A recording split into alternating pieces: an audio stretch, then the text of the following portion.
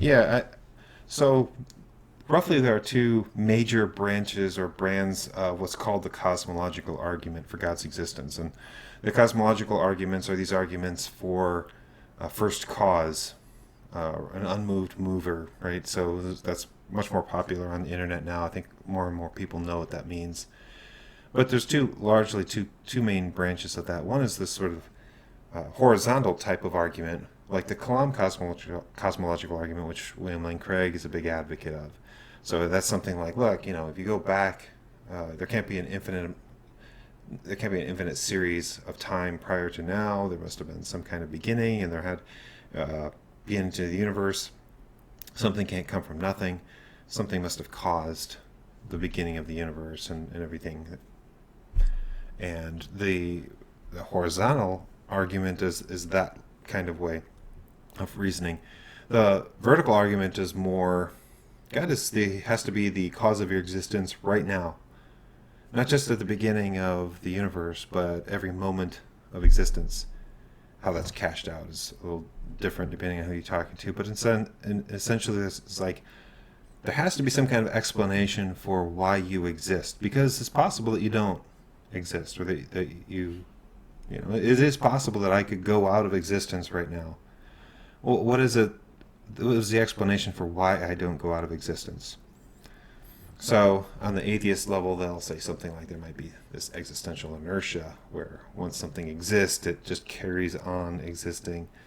But I think Aquinas would argue something like that's not the case, that there has to be an explanation right now that doesn't lead to some kind of infinite regress.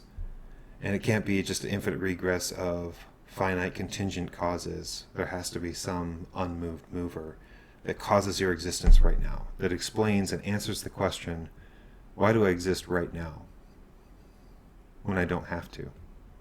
So what you're saying is that we don't exist, or we don't have to exist in and of ourselves.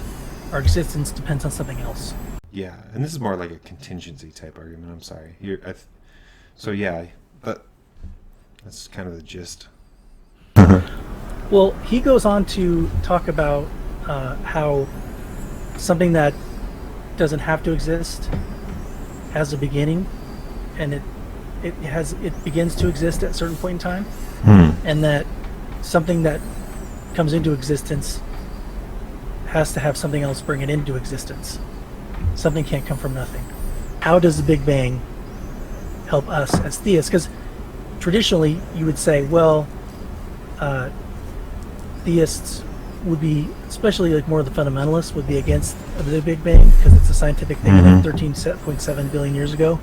So they don't want to accept the Big Bang. But how does the Big Bang help theists in their arguments for the existence of God? Well, it offers a cosmology that aligns more with what we see in special revelation, that God created the universe out of nothing. And that scientific, it's a scientific theory that comports better with that than, say, like a steady state theory, where the universe might be eternal. Well, Scripture teaches us that it was created, so having a scientific theory that comports with that paradigm from special revelation, Christians like that. I like that. I like that too. Yeah. I think it shows, if you want to be someone who uses their reason and intellect, that yes, the universe began, it's expanding. We all know that. We all see the proof of it. You can look at it right now. So, yeah, the universe began to exist at a certain point in time. So then we have to go from that to how. Right, yeah, and, there's a lot of different theories that try to account for that, and besides saying, well, God did it. And the question then is are those viable theories? And I think Kreeft goes a little bit into that, right? Well, I like his use of the word. He said that in order to have a big bang, you have to have a big banger. I love that term. And what I thought was interesting too, what he brings into this discussion the alternatives to a God in the scientific community, and he brings up a string theory, which posits that, and like I said, I'm not a physicist. I know you're not a physicist, Right, so yeah. we're kind of just arm sharing it here. Mhm. But it posits that there is a multiverse, and that from that multiverse, our universe came into being. So our universe did indeed begin at a certain point in time, but our universe is dependent upon, or contingent upon, the existence of a multiverse that birthed us.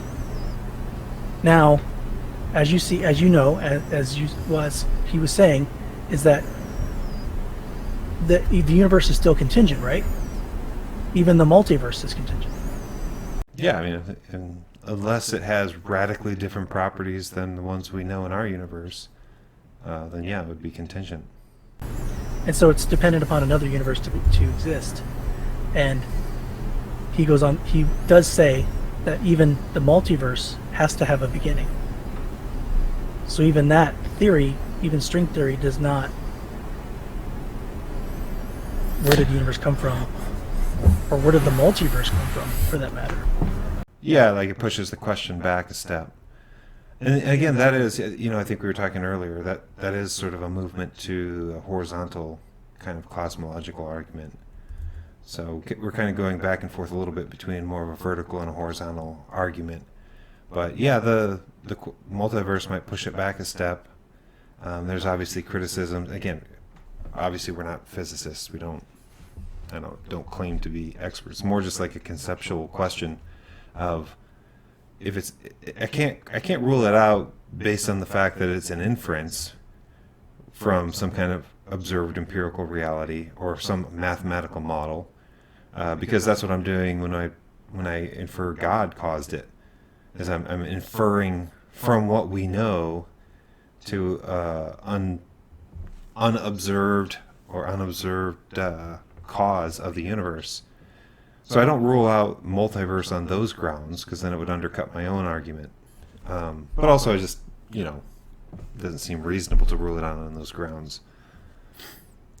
But yeah, it does just, if for a horizontal argument, it just takes it one step back. You still ask the question, where'd that come from? And you have a mathematical probability, I guess you could say string theory is that. But you still, like you said, that just moves the ball back. Mm-hmm. It doesn't answer any question about where this all came from. Because you cannot get something from nothing. From nothing comes nothing. So that seems and that's what I think Kreeft was talking about. Mm. It's a common sense understanding of the universe. It's not pie in the sky by and by, or irrational to believe that all this we see around us every single day has to come from somewhere. Yeah, and even Dawkins, when he talks about the elegance of the human brain or the world of nature, is very interested in saying, look, when you look out at this stuff in nature, you need to be very careful, because it's very easy to infer or make a jump to thinking that there is this God, or there is some divine mind, or some objective beauty, or something like that that's out there that loves us and created us and stuff like that. So he warns his readers against making that inference, interestingly enough. It does seem to be like he warns his readers to be careful in discerning order in the universe. Well, discerning from the order in the universe, not inferring some invisible being that created the universe, even though we're tempted to do that, because it's just the grandeur and beauty and elegance and complexities of life and things like that. You're tempted to believe that stuff, but you need not to. Whereas I think Kreeft is saying something like, well, why? I mean, there's, if these inferences are so natural to us, then why would we dismiss them without good reason? So I think there is a kind of intuitiveness to inferring a designer from design and inferring a grounding for morality from the existence of morality, and a first mover from motion and the stuff like that. Like that, there is a natural inference there that I think Kraft is like, why don't just jettison that? Like there's more reasonable, it's more natural to believe that. Would you agree with that? Or? Yeah, I do. I think that's the thing. I think it's very commonsensical. Is that a word? Commonsensical? I keep returning to that phrase, but it just seems obvious on the face of it. Mm-hmm. You know, I guess you can, like Occam's razor, you know, whatever is the most simple and obvious solution, or Sure.